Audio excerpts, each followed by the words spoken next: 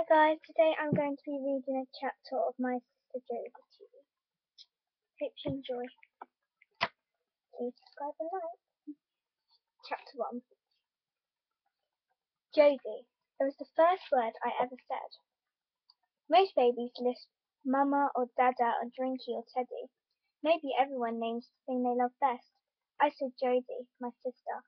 Okay, I said Jodie because I couldn't say my J's properly, but I knew what I meant. I said her name first every morning. Jodie, Jodie, wake up! Please wake up! She was hopeless in the morning. I always woke her up early, 6 o'clock, even sometimes earlier. When I was little, I'd delve around my bed to find my free nighttime teddies, and then take them for a dawn trek up and down my duvet. I'd put my knees up, and they'd clamber up the mountain and then slide down. Then they'd bury back to base camp and tuck into their pretend porridge for breakfast. I wasn't allowed to eat anything so early. I wasn't even allowed to get up. I was fine once I could read. Sometimes I got through a whole book before the alarm went off. Then I'd lie staring at the ceiling, making up my own stories. I'd wait as long as I could, and then I'd climb into Jodie's bed and whisper her name, give her a little shake, and start telling her the new story. They were always about two sisters. They went through an old wardrobe into a magic land, or they went to stage school and became famous actresses, or they went to a ball in beautiful long dresses and danced in glass slippers. It was always hard to get Jodie to wake up properly. It was as if she'd fallen down a long dark tunnel in the night.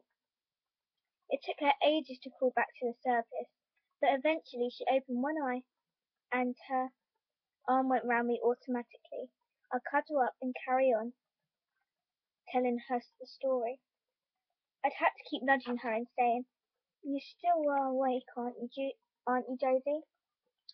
"I'm wide awake," she mumbled, but I had to give her little prods to make sure. When she was awake, she'd sometimes take over the story.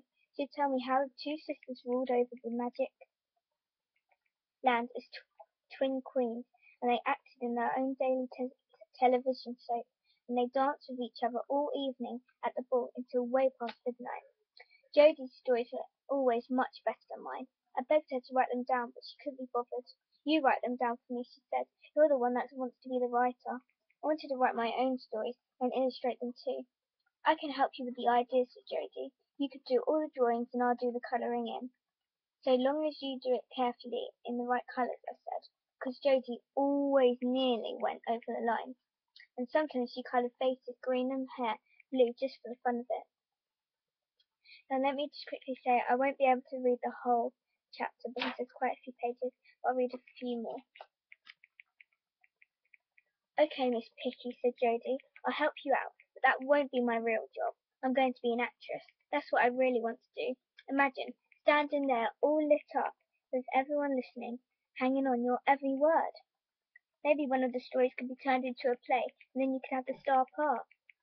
Yeah, I'll be an overnight success and be offered mega millions to make movies, and we'll live together in a great, huge mansion," said Jodie. "What does a mansion look like?" I said. "Can it have towers? Can our room be at the top of the tower?" "All the rooms are our rooms, but we'll share a very special room right at the top of the tower. Only I'm not going to let you grow your hair any longer." She pulled one of my plaits. "I don't want you tossing it out the window and letting any wicked old witches climb up it." Jodie nudged me. She had started to have a lot of arguments with our mother. She often called her a witch, or worse, but only under her breath. "Don't worry, I'll keep my plaits safely tied up. No access for wicked witches," I said, giggling, though I felt a bit mean to Mum. "What about handsome princes?" "Definitely not," I said. "It'd just be me and you in Mansion Towers, living happily ever after." It was just our silly early morning game, though I took it more seriously than Jodie. I drew our imaginary mansion, often slicing it open like a doll's house, so I could illustrate every room. I gave us a huge black velvet sofa with two big black toy pumas lolling at either end. We had two real black cats for luck, lapping from little bowls in the kitchen, two poodles curled up together in their dog basket, while twin black ponies grazed in the paddock beside our rose garden. I coloured each rose carefully and separately: deep red, salmon peach, very pale pink, apricot, and yellow.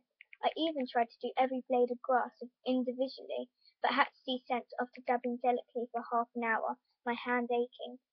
I gave us a four-poster bed with red velvet curtains and a ruby chandelier, and one wall was a vast television screen.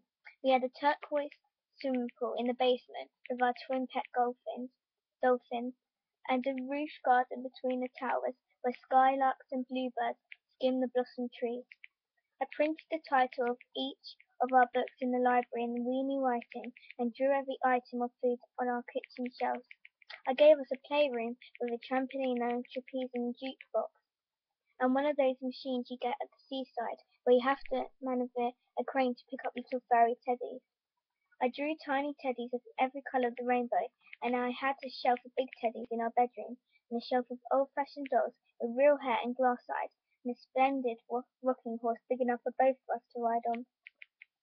I talked about it to Jodie as if we had really lived there one day. Sometimes I imagine it so vividly, it seemed like a real place. I just had to work out which road to take out of town, and around the corner and spot the towers. Now I'm going to stop there, okay, because this chapter goes on for a long while. Anyway, I hope you enjoyed my video. Please subscribe and like. I just wanted to try something different by reading a bit of a story to you. So thank you for watching.